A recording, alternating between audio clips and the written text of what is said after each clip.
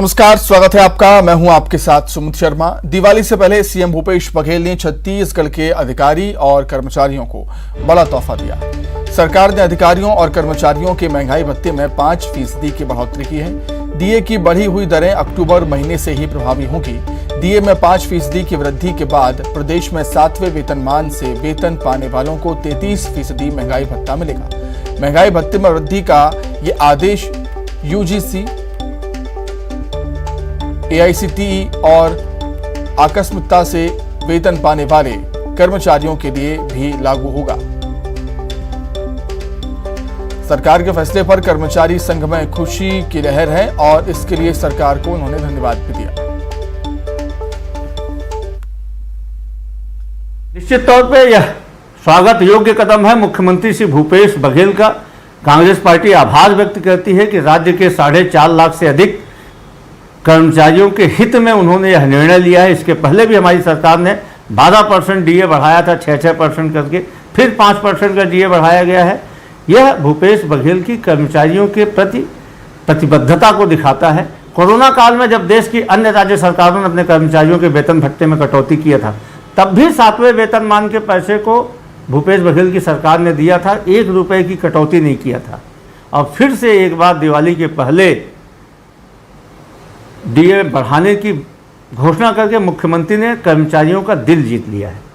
छत्तीसगढ़ कर्मचारी अधिकारी फेडरेशन ने प्रदेश में ऐतिहासिक आंदोलन किया था।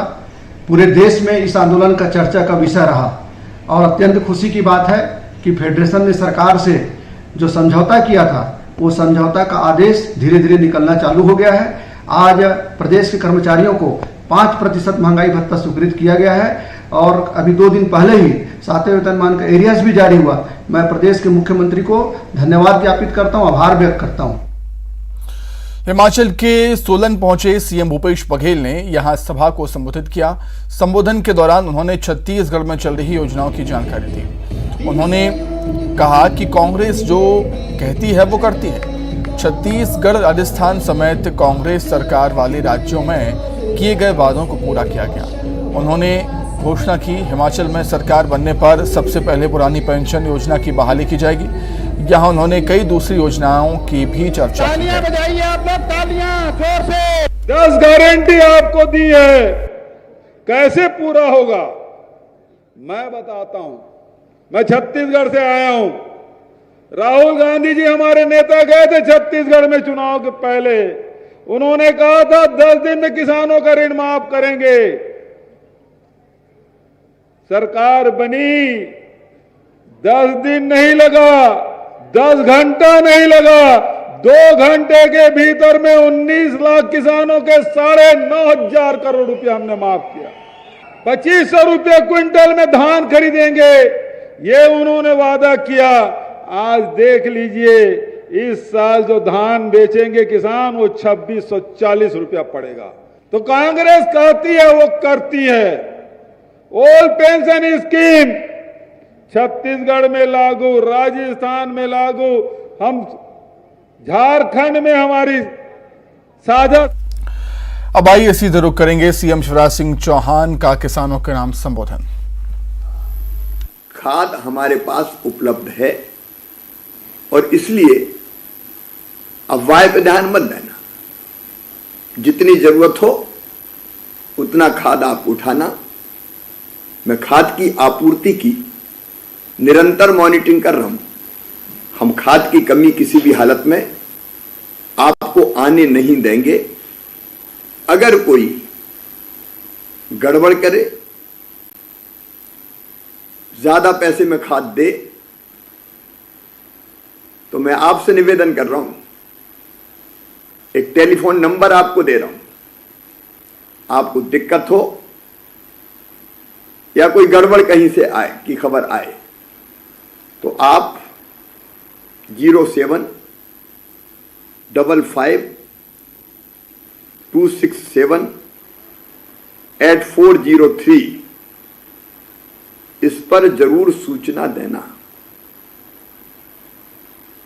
सूचना देते ही आपकी परेशानी भी हम दूर करेंगे और अगर किसी ने कोई गड़बड़ की तो कठोरतम कार्रवाई की जाएगी। मेरे प्रिय बहनों और भाइयों, खाद समय पर पूरी उपलब्ध कराना ये हमारी ड्यूटी है और भारत सरकार का निरंतर सहयोग प्राप्त हो रहा है, इसलिए चिंता की जरूरत नहीं है। वर्षा के कारण, असमय वृष्टि के कारण कई जगह खरीफ की फसलों को भी नुकसान पहुंचा है। मैं किसान की तकलीफ और कष्ट जानता हूं। आने के पहले अगर फसल खराब होती है तो केवल फसल खराब नहीं होती,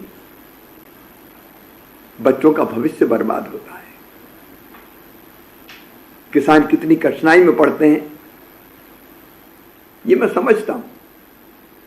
इसलिए मैंने निर्देश दे दिए, जहां फसल को नुकसान हुआ है वहां फसलों का सर्वे हो रहा है, सर्वे होगा और क्षति के आकलन के आधार पर राहत की राशि भी दी जाएगी और फसल बीमा योजना का भी लाभ दिलाया जाएगा।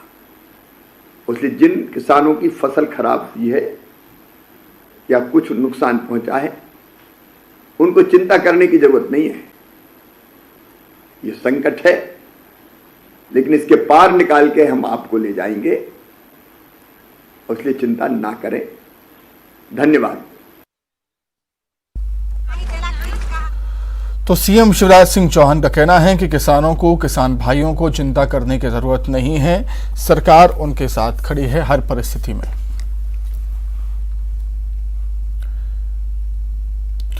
छत्तीसगढ़ में ईडी की छापेमारी के बाद कांग्रेस और बीजेपी में जुबानी जंग तेज हो गई है। रमन सिंह के सवालों पर सीएम भूपेश बघेल लगातार हमला बोल रहे हैं। चिटफंड और नागरिक आपूर्ति निगम घोटाले के पुराने आरोपों में मुख्यमंत्री और पूर्व मुख्यमंत्री के बीच जुबानी जंग तीखी होती जा रही है।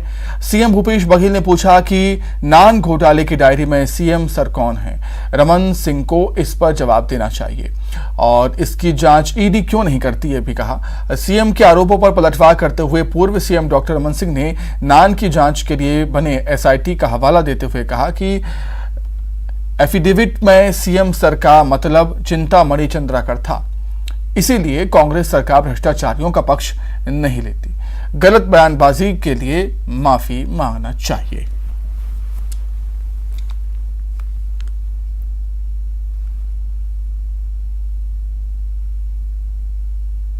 नान घोटाले में डायरी में नाम लिखा हुआ सीएम सर, सीएम मैडम और तत्कालीन नेता प्रतिपक्ष को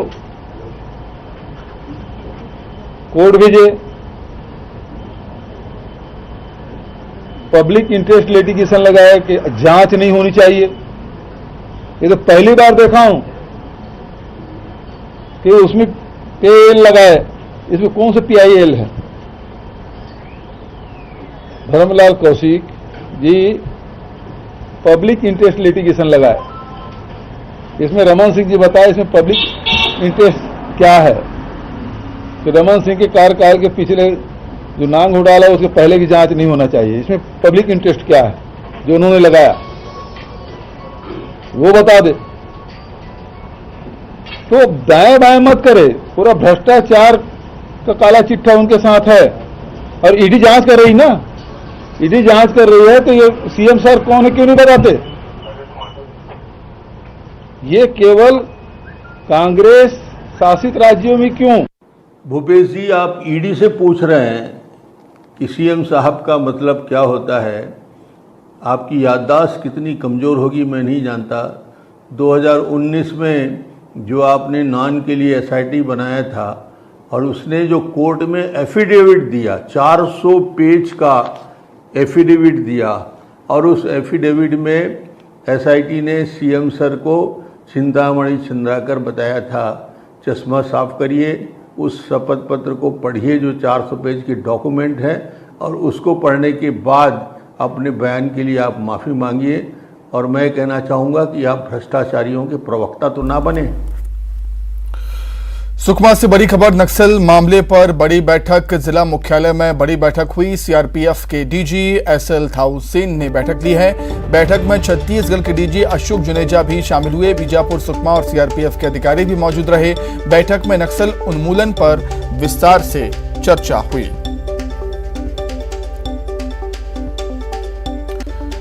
सुकमा से बड़ी खबर है, नक्सल मामले पर बड़ी बैठक हुई है। जिला मुख्यालय में सीआरपीएफ के डीजी एसएल थाउसेन ने बैठक ली है और बैठक में छत्तीसगढ़ के डीजी अशोक जुनेजा भी शामिल हुए थे।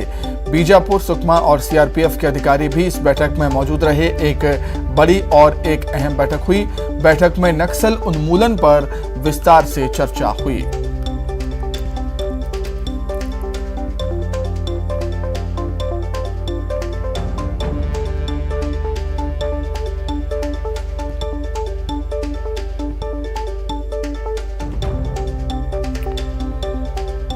तो नक्सल मामले को लेकर एक बड़ी और एक अहम बैठक हुई है जिला मुख्यालय में।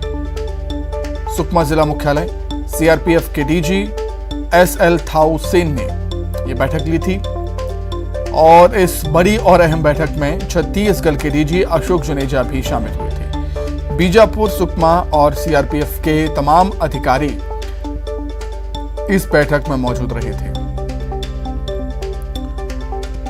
और इस बैठक में नक्सल उन्मूलन पर विस्तार से, बारीकी से चर्चा हुई, बातचीत हुई।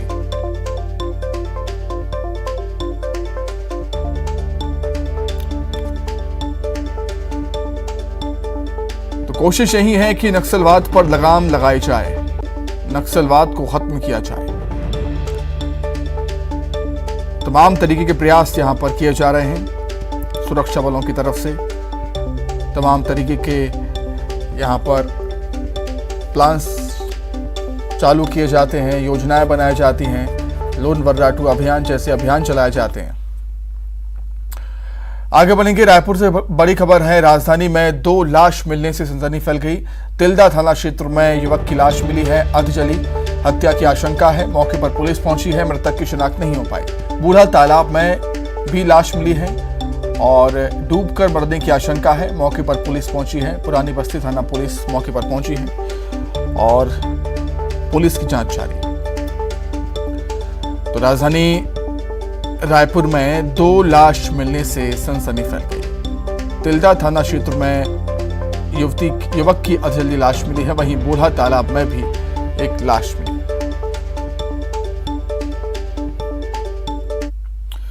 जगदलपुर से बड़ी खबर है, बीजेपी के क्षेत्रीय संगठन महामंत्री का जगदलपुर का दौरा। दंतेवाड़ा दौरे के बाद अजय जामवाल जगदलपुर पहुंचे हैं। बीजेपी दफ्तर में कार्यकर्ताओं की बैठक वो ले रहे हैं। मध्य प्रदेश और छत्तीसगढ़ के संगठन सह प्रभारी हैं अजय जामवाल।